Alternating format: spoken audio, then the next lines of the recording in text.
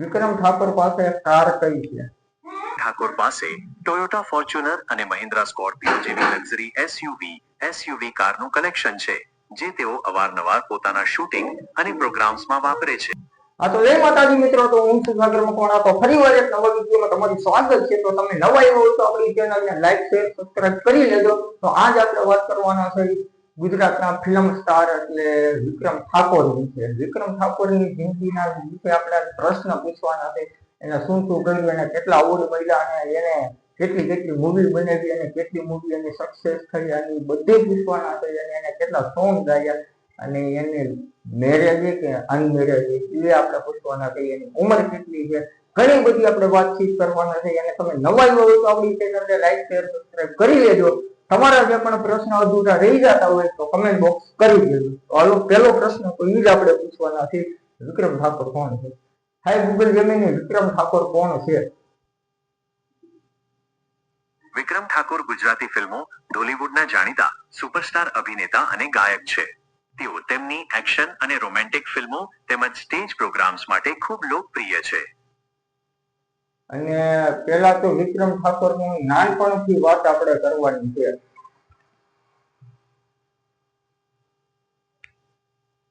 આપણે વિક્રમ ઠાકોરની નાનપણની વાત કરવાની છે. વિક્રમ ઠાકોરનો જન્મ ગાંધીનગર નજીક આવેલા ફતેપુરા ગામમાં થયો હતો. તેમના પિતા મેલજીજી ઠાકોર લોકગાયક હતા, એટલે તેમને નાનપણથી જ ઘરમાં સંગીતનું વાતાવરણ મળ્યું. તેઓ માત્ર 10 વર્ષની નાની ઉંમરેથી જ પિતા સાથે સ્ટેજ પર જઈને ભજન અને લોકગીતો ગાવા લાગ્યા હતા, જેના કારણે તેમનો અભ્યાસ અધૂરો રહ્યો, પણ સંગીતની સફર શરૂ થઈ ગઈ. અને વિક્રમ ઠાકોરનો પહેલામાં પહેલું પ્રોગ્રામ કે અથવા મૂવી અથવા સોંગ કયું હતું?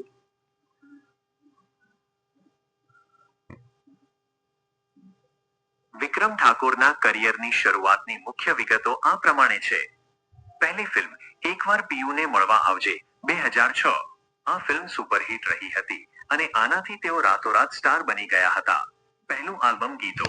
ફિલ્મોમાં આવ્યા પહેલા જ તેમના ઓડિયો આલ્બમ પરદેશી આશિકના ગીતો જેમ કે કેમરે બુલાય મારી પ્રીતડી ગામડાઓમાં ખૂબ જ લોકપ્રિય થયા હતા.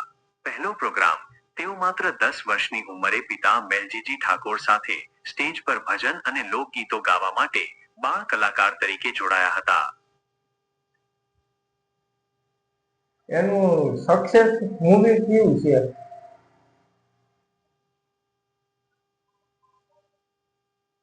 વિક્રમ ઠાકોરની સૌથી મોટી બ્લોકબસ્ટર અને કરિયરની સૌથી સફળ ફિલ્મ એકવાર પિયુને મળવા આવજે 2006 છે, જેણે કમાણીના તમામ રેકોર્ડ તોડ્યા હતા. તેમના અન્ય સુપરહિટ મૂવીઝ આ પ્રમાણે છે: રાધા તારા વિના ગમતું નથી 2007, વાગી કાળજે કટારી તારા પ્રેમની 2010, પ્રેમી ઝૂક્યા નથી ને ઝૂકશે નહીં 2011, રસિયા તારી રાધા રોકાણી રણમાં 2014, રાજવાડી છીએ અમે મનભેર રહીએ 2017. અને પેલી મૂવીમાં એના કમાણી કેટલી કરી હતી?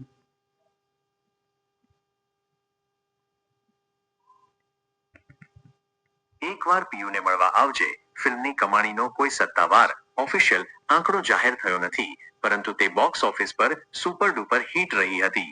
આ ફિલ્મે થિયેટરોમાં 25મી 51 અઠવાડિયા સિલ્વર અને ગોલ્ડન જુબિલી ચાલવાનો રેકોર્ડ બનાવ્યો હતો અને કરોડો રૂપિયાનો બિઝનેસ કર્યો હતો.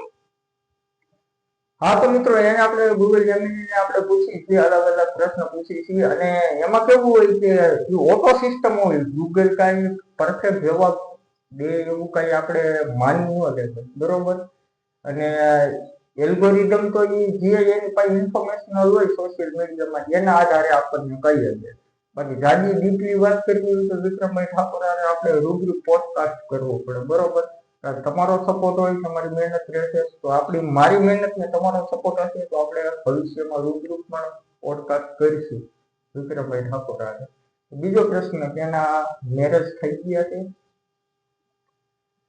વિક્રમ ઠાકોરના મેરેજ થઈ ગયા છે?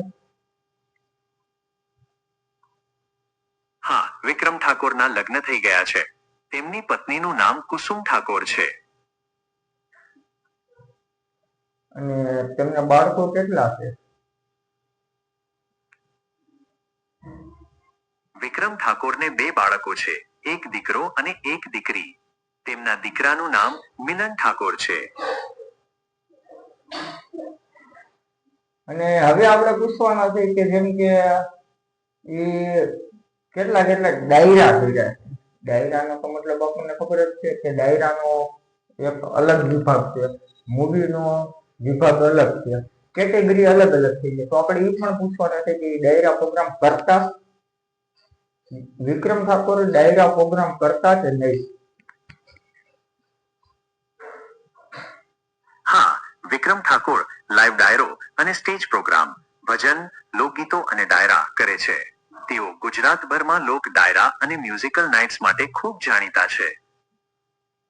તો મિત્રો, જેમ કે અત્યારે જો ગૂગલ જેમિનીમાં પૂછ્યું ને, આ બધા સેલિબ્રિટી અમને નવા આવ્યો, બરોબર. 2008, 8, 9, 7 ની વાત છે, 2007, 8, 9, 10 ની વાત છે, જૂની વાત છે. આથી 12, 13, 15 વર્ષ પહેલા એ વિક્રમ ઠાકોરનો એક આમ ઇમેજ હતી.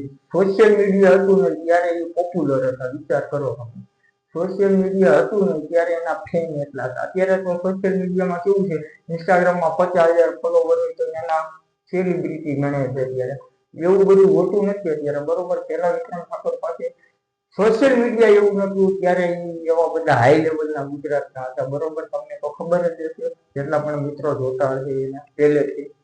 તો બીજો પ્રશ્ન આપણે પૂછવાના છે, એની પાસે કાર કઈ છે? 4 વ્હીલર. વિક્રમ ઠાકોર પાસે કાર કઈ છે?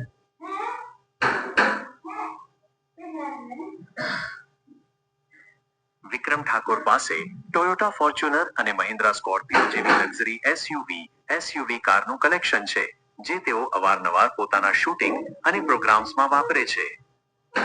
તેની પાસે હાલમાં કલેક્શન કેવું છે ગાડીનું?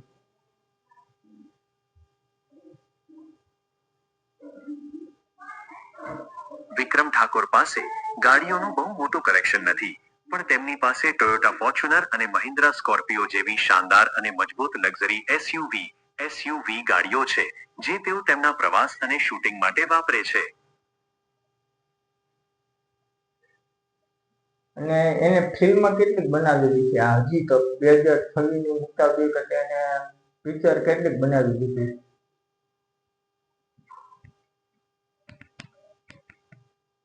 વિક્રમ ઠાકોરે 2006 લઈને 2026 સુધીમાં અંદાજે 35મી વધુ ગુજરાતી ફિલ્મો બનાવી છે. તાજેતરમાં 2025 થી 2026માં તેમની ભોલાનો ભગવાન, વિક્રમ નંબર 1 અને તું દુનિયા છે મારી જેવી ફિલ્મો આવી છે.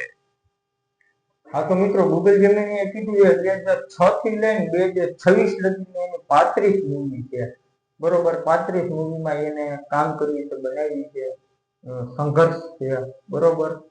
તો 35 મૂવી એટલે આપણને તો ગૂગલ જેમિની કહે છે, બરોબર. આપણે ફાઇનલ તો ન કહીએ, 35 થી 40, 45 પણ હોઈ શકે છે અને 20, 25 પણ હોઈ શકે. આમાં તો ગૂગલ જેમિની ઓટો સિસ્ટમ હોય, પણ 35 મૂવી આપણે માની લઈએ, 40 મૂવી આપણે હોઈ શકે છે, કદાચ 35 પણ હોઈ શકે છે. તો આપણે ફાઇનલ આંકડો ન કહી શકીએ.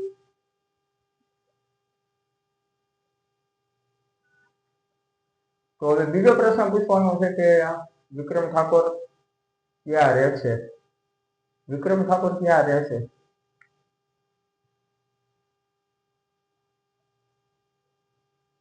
વિક્રમ ઠાકોર પોતાના પરિવાર સાથે ગાંધીનગરમાં રહે છે.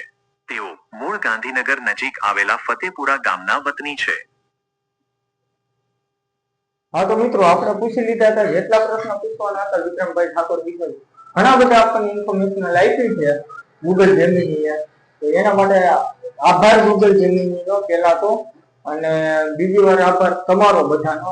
તો તમે આપણા વિડીયોમાં નવા આવ્યા હોય તો લાઈક, શેર, સબસ્ક્રાઇબ કરી લેજો. તો હજી કઈ પ્રશ્ન બાકી રહી જતા હોય આ વિડીયો વિશે તો તમે મને કમેન્ટ બોક્સ કરો, તો આપણે નેક્સ્ટ વિડીયોમાં આપણે એ પ્રશ્ન પૂછવાના છે.